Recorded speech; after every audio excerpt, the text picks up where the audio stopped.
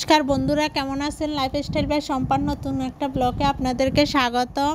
এই তো আজকে টাপুরকে কোনো টিফিন দিতে পারি নাই, তা ওর জন্য নুডলস রান্না করবো। আর দেখেন আমাদের চুলার আগুনের অবস্থা এত কমে যায়। আমাদের চুলার গ্যাস মানে কি বলবো, রান্না এক কাপ যে চা খাবো ওটাও অনেক কষ্ট হয়ে যায়। আর এই তো আজকে দিতে পারি নাই, তাই এখন রান্না করতেছি। উচ্ছ্বাসকে স্কুল থেকে নিয়ে আসি। আর এই তো এখন আমি ডিমটা বসায় দিয়ে যে চলে আসছি, উচ্ছ্বাসকে ভাতও খাইয়ে দিয়েছি।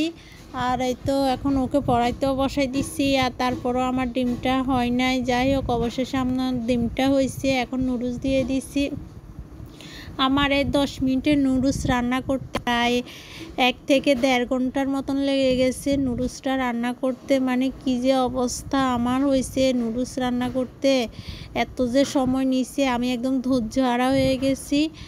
আর মানে কি বলবো, এত কষ্ট গ্যাসে আমাদের এখানে, এত কষ্ট গ্যাসের যে মানে একদম চুলার আঁচ কম থাকে। আর যদি একটু বৃষ্টি হয় তাহলে তো আর কথাই নেই, তাইলে ওই দিন গ্যাসে থাকবে না আমাদের বাসায়। আর এই তো এখন রান্না করতে করতে আমার প্রায় 1টার মতন বেজে গেছে। ওর স্কুলের এখন টিফিনের সময় হয়ে গেছে। আর আমি তো আমি তাড়াতাড়ি করলে তো আর হবে না, চুলাতে যদি আগুন না থাকে কি করব।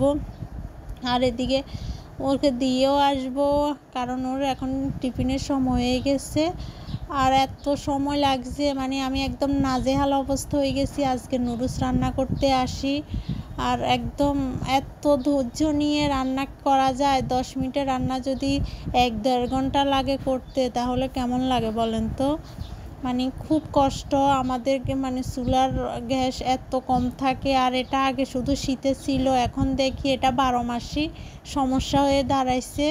এ 12 মাসি সমস্যা থেকে কখন কীভাবে যে মুক্তি পাবো জানি না, কখন এই সমস্যাটা কীভাবে যে সমাধান হবে সেটাও জানি না। একদম বিরক্তিকর অবস্থা, ভালো লাগতেছে না। এই তো টিফিন টাপুরের জন্য নেওয়া হয়ে গেছে। এখন টাপুরকে স্কুলে দিয়ে আসবো, সাথে উচ্ছ্বাসকেও নিয়ে যাব, কারণ ও তো ঘরে একলা থাকবে না। এই তো এখন আমরা মাসেলে যাব টাপুরকে টিফিন দিয়ে আসতে। আর টাপুরের স্কুল আমাদের বাসা থেকে একদম দূরে না, কাছে। এই তো এখন টাপুরকে দিয়ে আসবো।